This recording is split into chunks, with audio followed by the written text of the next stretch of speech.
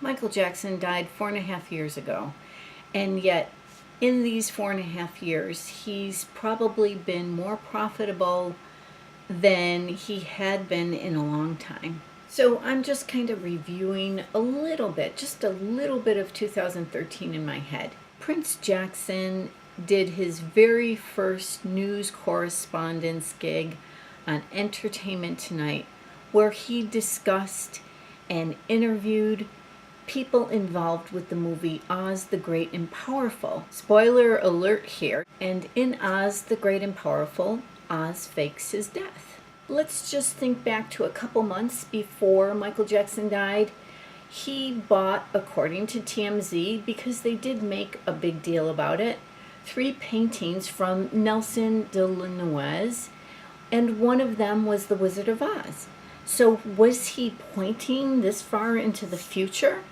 Even if that's a ridiculous concept. The stage play Wicked, another spoiler alert, la la la, has the Wicked Witch of the West fake her death. And I can't even begin to think of all the crazy things that Conrad Murray has said. Coming from the man who's responsible for Michael Jackson's death. But if the words that he's spoken actually came from, I don't know, Michael Jackson, they would make a lot more sense in a lot of ways. My favorite was Conrad Murray being interviewed by Anderson Cooper. He broke out into a song, I'm the Little Boy That Santa Claus Forgot.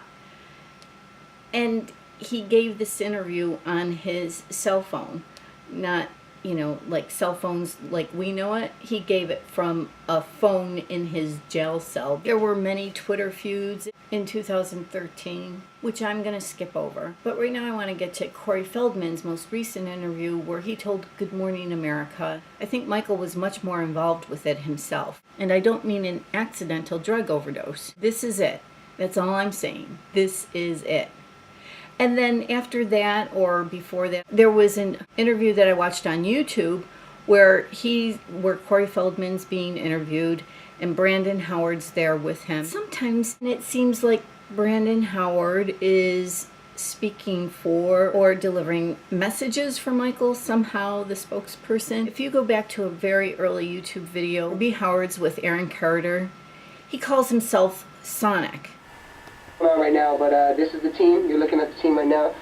So he's known as Sonic.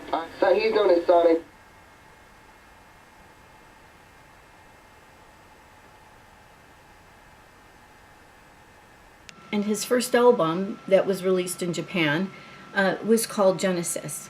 So now today I'm reading this article about Michael Jackson writing the music for a very popular 90s game, Sonic the Hedgehog.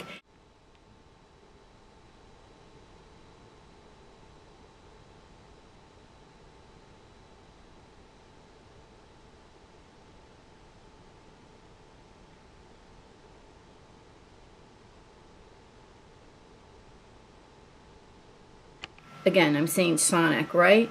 And it was a Sega Genesis game. So if you think about Sonic and Genesis, if you take those words, Sonic and Genesis, we have another weird universal connection between B. Howard and Michael Jackson. What am I trying to say here?